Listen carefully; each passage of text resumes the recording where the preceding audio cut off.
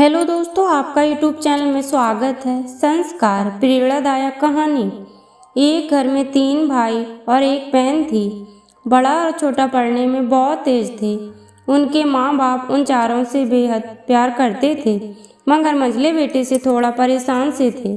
बड़ा बेटा पढ़ लिख कर डॉक्टर बन गया, छोटा भी पढ़ लिख कर इंजीनियर बन गया, मगर मंझला बिल्कुल आवारा और गवार बन के ही रह गया। सबकी शादी हो गई। बहन और मंझले को छोड़ दोनों भाइयों ने मैरिज की थी। बहन की शादी भी अच्छे घराने में हुई थी। आखिर 2 भाई डॉक्टर और इंजीनियर थे। अब मंझले को कोई लड़की नहीं मिल रही थी। बाप भी परेशान, माँ भी। बहन जब भी मायके आती सबसे पहले छोटे भाई और बड़े भैया से मिलती, मगर मंझले से कम ही मिलती थी, क्योंकि वह ना तो कुछ दे सकता था और ना ही वह जल्दी घर पे मिलता था। वैसे वह दिहाड़ी मजदूरी करता था, पढ़ नहीं सका तो नौकरी कौन देता। मंझले की शादी किए बिना बाप गुजर गए। माँ ने सोचा कहीं अब बंटवारे की बात ना निकले, इसीलिए अपने ही गांव से एक सीधी सादी लड़की से मंझले की शादी करवा दी। शादी होते ही ना जाने क्या हुआ कि मंझला बड़े लगन से काम करने लगा। दोस्तों ने कहा, बबलू आज अड्डे पे आना। बबलू आज नहीं फिर कभी दोस्त। अरे तू शादी के बाद तो जैसे पत्नी का गुलाम ही हो गया। बबलू, अरे ऐसी बात नहीं, कल मैं अकेला एक पेट था, अपनी रोटी के हिस्से कमा लेता था। अब 2 पेट हैं, आज कल और होगा।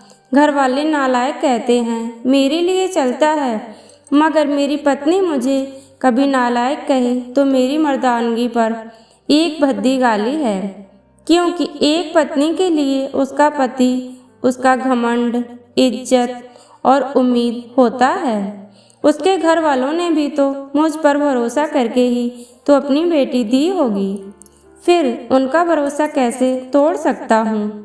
कॉलेज में नौकरी की डिग्री मिलती है और ऐसे संस्कार माँ बाप से मिलते हैं। इधर घर पर बड़ा और छोटा भाई और उनकी पत्नियां मिलकर आपस में फैसला करते हैं कि जायदाद का बंटवारा हो जाए, क्योंकि हम दोनों लाखों कमाते हैं, मगर मंझला ना के बराबर कमाता है। ऐसा नहीं होगा। माँ के लाख मना करने पर भी बंटवारे की तारीख तय होती है। बहन भी आ जाती है, मगर बबलू है कि काम के लिए बाहर आता है। उसके दोनों भाई उसको पकड़कर अंदर लाकर बोलते हैं कि आज तो रुक जा, बंटवारा कर ही लेते हैं। वकील कहता, ऐसा नहीं होता, साइन करना पड़ता है। बबलू, तुम लोग बंटवारा करो, मेरे हिस्से में जो देना है दे देना। मैं शाम को आकर अपना बड़ा सा अंगूठा चिपका दूंगा पेपर पर। बहन, अरे बेवकूफ, तू गवार का गवार ही रहेगा। तेरी किस्मत अच्छी है कि तुझे इतने अच्छे भाई मिले हैं।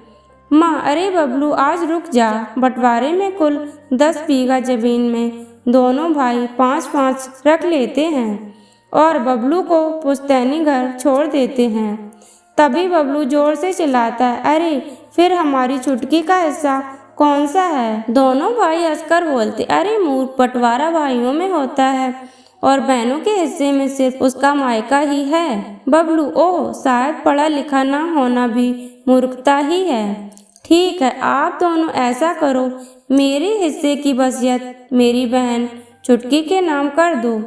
दोनों भाई चकित होकर बोलते हैं, और तू? बबलू माँ की ओर देख के मुस्कुरा के बोलता है, मेरे हिस्से में माँ है ना। फिर अपनी पत्नी रीता की ओर देखकर बोलता है मुस्कुरा के, क्यों रीता जी, क्या मैंने गलत कहा? रीता अपनी सास से लिपट कर कहती है, इससे बड़ी वसीयत क्या होगी मेरे लिए कि मुझे माँ जैसी सासू मिली और बाप जैसा ख्याल रखने वाला पति। बस यही शब्द थे जो बंटवारे को सन्नाटा में बदल दिया। बहन दौड़कर अपने गवार भाई से गले लगकर रोते हुए कहती है, माफ कर दो भैया मुझे, क्योंकि मैं समझ ना सकी आपको।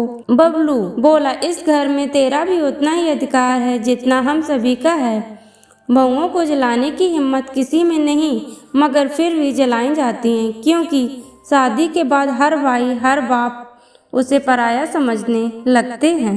मगर मेरे लिए तुम सब बहुत अजीज हो, चाहे पास रहो या दूर। माँ का चुनाव इसीलिए किया ताकि तुम सब हमेशा मुझे याद आओ, क्योंकि वही कोख है जहाँ हमने साथ साथ 9 महीने गुजारे।